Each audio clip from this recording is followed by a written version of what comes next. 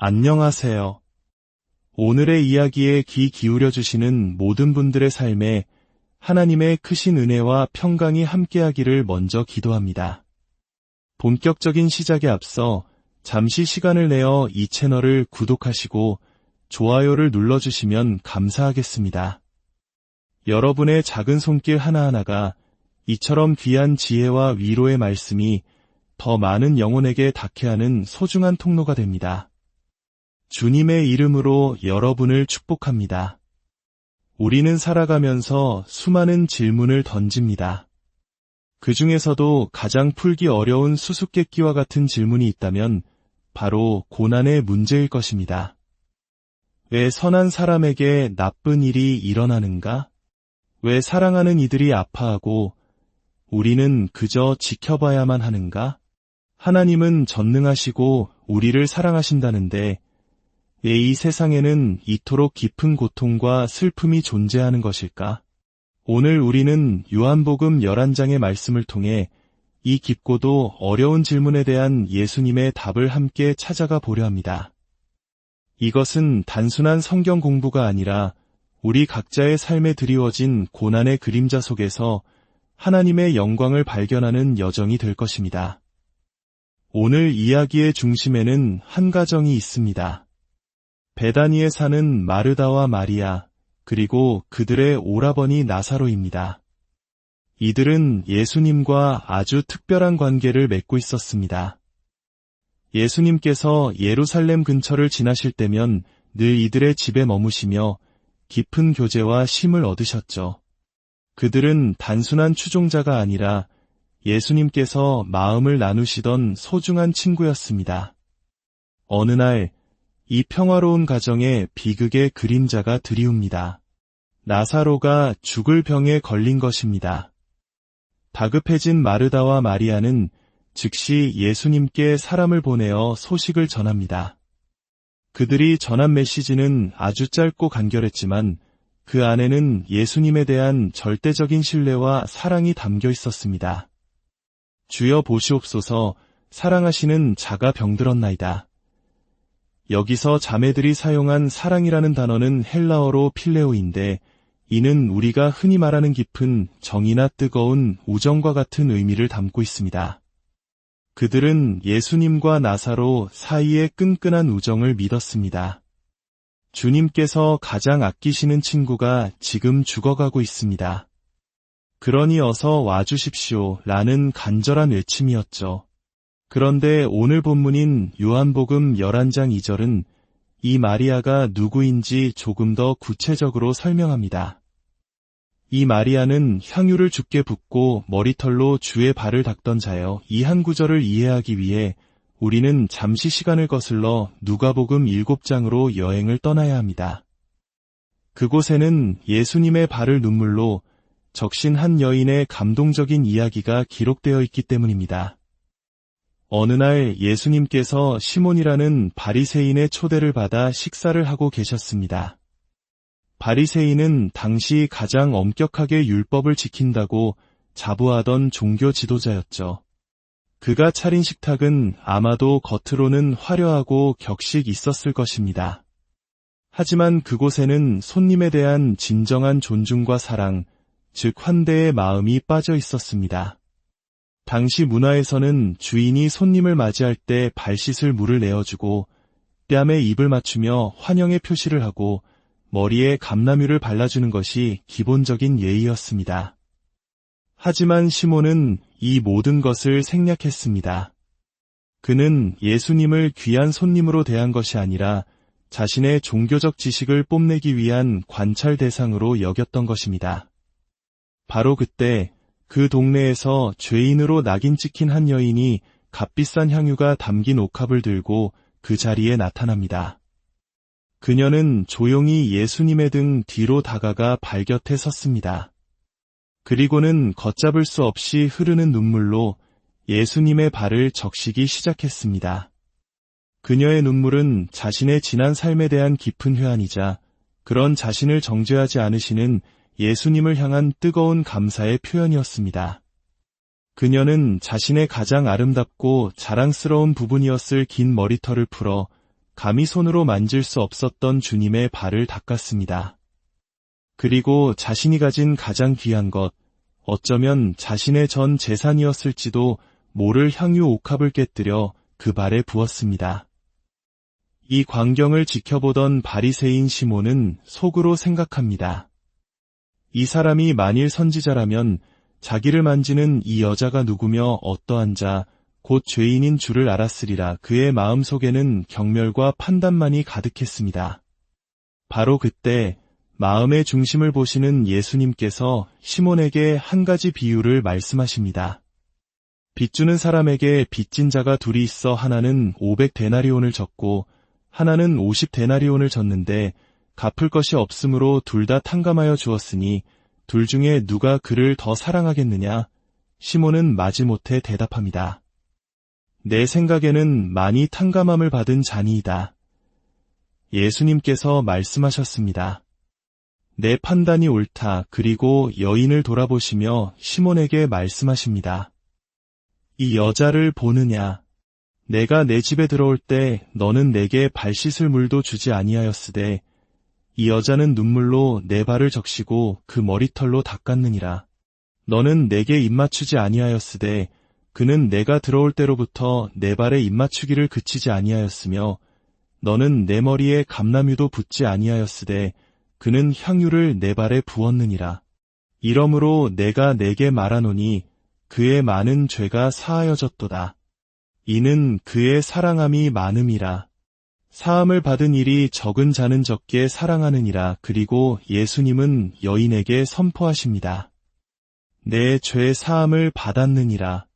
내 믿음이 너를 구원하였으니 평안히 가라. 이 여인이 바로 나사로의 누이 마리아였던 것입니다. 그녀는 자신이 얼마나 큰 죄인이었는지 그리고 예수님으로부터 얼마나 크고 놀라운 용서를 받았는지를 뼈저리게 깨달은 사람이었습니다. 그래서 그녀의 사랑은 남달랐습니다. 계산하지 않는 사랑, 자신의 가장 귀한 것을 아낌없이 내어드리는 사랑이었습니다. 다시 요한복음 11장으로 돌아와 봅시다. 그토록 예수님을 뜨겁게 사랑했고 또 예수님의 특별한 사랑을 받았던 그 가정에 지금 죽음의 그림자가 덮쳐오고 있습니다. 예수님께서 나사로가 병들었다는 소식을 들으셨을 때 즉시 달려가실 것이라고 모두가 기대했을 것입니다.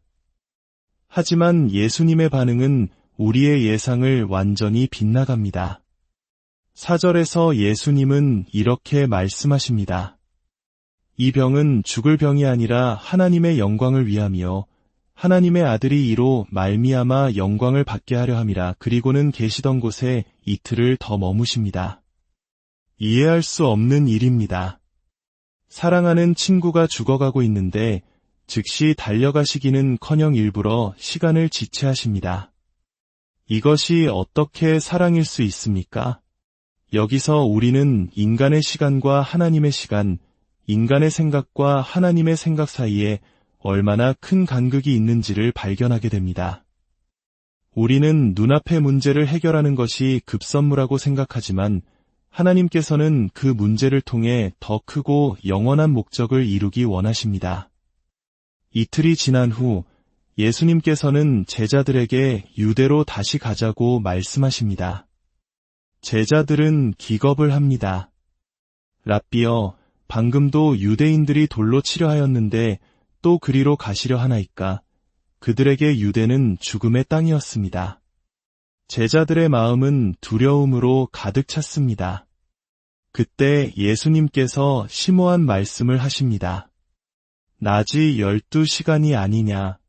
사람이 낮에 다니면 이 세상의 빛을 봄으로 실족하지 아니하고 밤에 다니면 빛이 그 사람 안에 없는 고로 실족하느니라. 이 말씀은 단순히 낮과 밤에 대한 이야기가 아닙니다. 낮에 다닌다는 것은 하나님의 뜻과 시간 안에서 걷는 것을 의미합니다. 하나님의 빛 가운데 행하는 자는 비록 세상적인 위험이 도사리고 있을지라도 결코 넘어지지 않는다는 영적인 원리를 가르쳐 주신 것입니다. 가장 위험한 것은 물리적인 위협이 아니라 하나님의 뜻을 벗어나 어둠 속을 헤매는 것입니다. 그리고 제자들에게 이렇게 말씀하십니다. 우리 친구 나사로가 잠들었도다. 그러나 내가 깨우러 가노라. 제자들은 이 말을 문자 그대로 알아듣고 주여 잠들었으면 낫겠나이다 라고 안도합니다. 그들은 여전히 예수님의 깊은 뜻을 이해하지 못했습니다. 결국 예수님께서 밝히 말씀하십니다. 나사로가 죽었느니라. 내가 거기 있지 아니한 것을 너희를 위하여 기뻐하노니 이는 너희로 믿게 하려 함이라. 그러나 그에게로 가자. 너희를 위하여 기뻐하노니 이 얼마나 충격적인 말씀입니까? 친구의 죽음을 슬퍼하는 대신 제자들을 위해 기뻐하신다니요. 이는 예수님께서 냉정하시다는 뜻이 결코 아닙니다. 예수님은 나사로의 죽음이라는 절망적인 상황을 통해 제자들이 그 어떤 상황에서도 흔들리지 않는 절대적인 믿음을 갖게 되기를 원하셨던 것입니다. 죽음마저도 정복하시는 당신의 신적 권능을 분명히 보여주고자 하셨던 것입니다. 우리 삶에도 이와 같이 이해할 수 없는 지연과 설명할 수 없는 고통의 시간이 찾아올 때가 있습니다. 간절히 기도했지만 응답이 없는 것 같고 상황은 점점 더 악화되기만 할 때 우리는 하나님의 사랑을 의심하기 쉽습니다. 하지만 기억해야 합니다.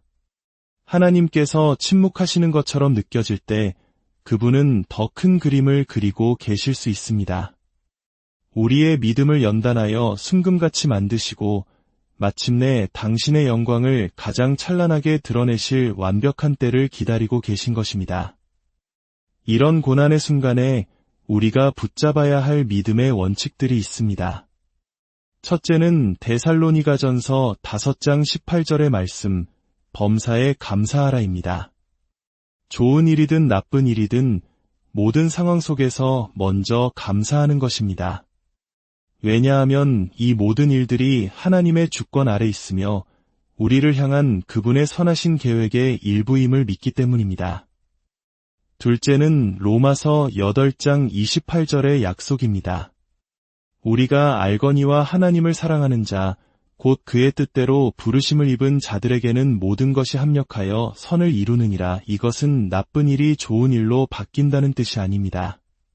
하나님께서 우리의 삶에 일어나는 기쁜 일, 슬픈 일, 성공과 실패, 그 모든 조각들을 마치 예술가처럼 한데 엮으셔서 마침내 가장 선하고 아름다운 작품을 만들어내신다는 위대한 약속입니다. 셋째는 요한일서 1장 9절입니다. 만일 우리가 우리 죄를 자백하면 그는 미쁘시고 위로우사 우리 죄를 사하시며 우리를 모든 불의에서 깨끗하게 하실 것이요 고난 속에서 하나님께서 우리 마음에 조명하시는 죄가 있다면 즉시 회개하고 돌이키는 것입니다. 그리할 때 우리는 다시 성령님의 빛 가운데 거하며 그분의 세밀한 인도하심을 따라 어둠의 터널을 통과할 수 있게 됩니다.